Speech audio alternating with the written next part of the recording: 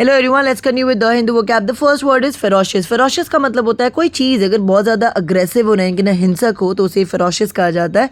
तो इसका सिनोनिम क्या हो जाएगा? फियर्स। एंटोनिम क्या हो जाएगा? फीबल। आप इसे अपने सेंटेंस में यूज़ कर सकते हैं।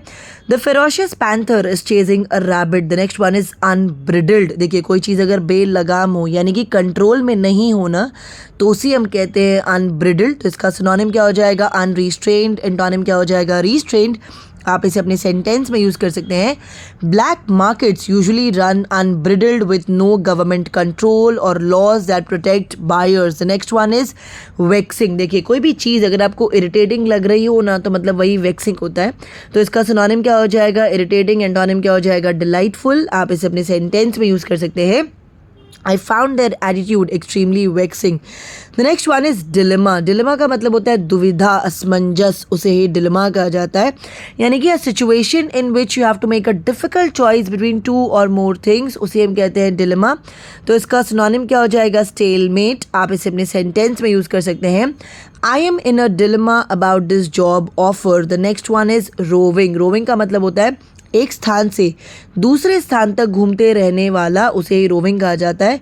यानी कि not staying anywhere for a long time and moving from one place to another. तो इसका सिनोनिम क्या हो जाएगा? नोमैडिक। एंटोनिम क्या हो जाएगा? स्टैटिक। आप इसे अपने सेंटेंस में यूज़ कर सकते हैं। She became a photographer roving the world with her camera in her hand. The next one is canine. देखिए, कोई भी चीज़ अगर डॉग से कनेक्टेड हो ना, तो उसे केनाइन कहा जाता है। आप इसे अपने सेंटेंस में यूज़ कर सकते हैं। She is a specialist in canine psychology and behaviour. The next one is spurt. Spurt का मतलब होता है अधिक मेहनत या तेज़ी से काम करने के लिए किसी को प्रेरित करना, यानी कि मोटिवेट करना, उसे ही स्पर्ट कहा जाता है। तो आप इसे अपने सेंटेंस में यूज़ कर सकते हैं। He was spurred on by ambition. The next one is meriting. Meriting का मतलब होता है कोई भी चीज़ अगर डिजर्विंग हो, तो उसे मेरिटिंग कहा जाता है। तो इसका सिनोनिम क्या हो जाएगा? डिजर्व्ड। एंटोनिम क्या हो जाएगा? अनडिजर्व्ड। आप इसे अपने सेंटेंस में यूज़ कर सकते हैं। The punishment although harsh was entirely married. The next one is inherent. Inherent का मतलब होता है कोई चीज़ अगर आपके अंदर पहले से ही प्रेजेंट हो, यानी कि ना बेसिक हो, या कोई चीज़ अगर परमानेंट हो अगर आपके अंदर, जिसको निकाला नहीं जा सकता है, तो उसे इनहेरेंट कहा जाता है। तो इसका सिनोनिम क्या हो जाएगा? इनेट। एंटोनिम क्या हो जाएगा? एक्सट्रिंसिक। आप इसे अपने सेंटेंस में यूज़ कर सकते हैं। The drug has certain inherent side effects. The next one is fatal. Fatal का मतलब होता है कोई चीज़ अगर जानलेवा हो, घातक हो, या जिससे मृत्यु हो जाए ना, तो उसे फेटल कहते हैं। तो इसका सिनोनिम क्या हो जाएगा? डिजास्ट्रस। एंटोनिम क्या हो जाएगा? फॉर्चुनेट। आप इसे अपनी सेंटेंस में यूज़ कर सकते हैं। I made the fatal mistake of sharing my secret with the office biggest blabber mouth. The next one is sterilise. Sterilise का मतलब होता है कोई ऑपरेशन परफॉर्म करना किसी एनिमल पे, यानी किसी जानवर पे या तो किसी इंसान पे, ताकि वो आगे और बच्चे प्रोड्यूस नहीं कर सके, तो उसे स्टेरलाइज कहा जाता है। तो इसका सिनोनिम क्या हो जाएगा? Castrate. The next one is petitioner. Petitioner का मतलब होता है याचिकाकर्ता, उसे ही हम कहते हैं पेटिशनर, यानी कि अ पर्सन हु ऑर्गेनाइजेज और science a petition. The next one is encompass. encompass का मतलब होता है घेरना, सराउंड करना, उसे हम कहते हैं encompass। यानी कि if something encompasses a particular thing, it includes them। आप इसे अपने सेंटेंस में यूज़ कर सकते हैं। A necklace of sapphire blue lakes encompasses the town। The next one is insight। insight का मतलब होता है a deep understanding of something, यानी कि ना किसी चीज़ के बारे में ना गहन या विस्तृत जानकारी होना, उसे ही insight कहा जाता है। तो इसका सिनोनिम क्या हो जाएगा? अंडरस्टैंडिंग। एंटोनिम क्या हो जाएगा? ऑब्ट्यूजनेस। आप इसे अपनी सेंटेंस में यूज़ कर सकते हैं। I hope that this talk has given you some insight into our work. The next one is temperament. Temperament का मतलब होता है व्यक्ति का स्वभाव, यानी कि नेचर, उसे ही टेम्परामेंट कहा जाता है। तो इसका सिनोनिम क्या हो जाएगा? नेचर। आप इसे अपने सेंटेंस में यूज़ कर सकते हैं।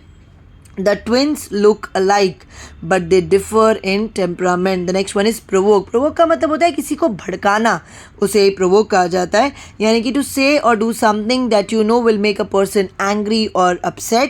तो इसका सिनोनिम क्या हो जाएगा? incite। एंटोनिम क्या हो जाएगा? subdue।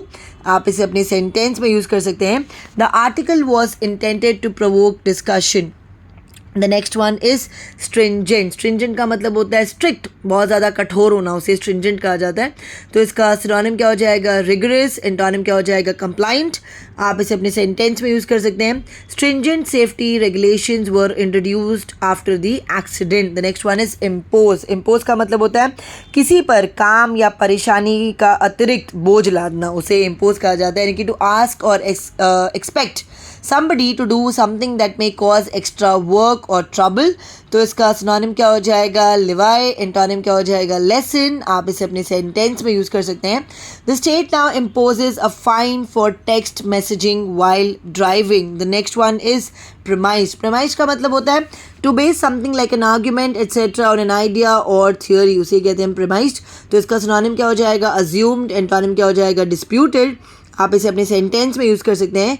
We can deduce a conclusion from the premise. Next one is liable. Liable का मतलब होता है if you are liable for something such as debt, you are legally responsible for it, उसे हम कहते हैं लायबल। आप इसे अपने सेंटेंस में यूज़ कर सकते हैं। You will be liable for any damage caused. That's it for today. अगर आपको वीडियो अच्छा लगा तो इसे लाइक करें, शेयर करें, कॉमेंट करें, साथ ही साथ सब्सक्राइब करें मेरे चैनल को। Thank you.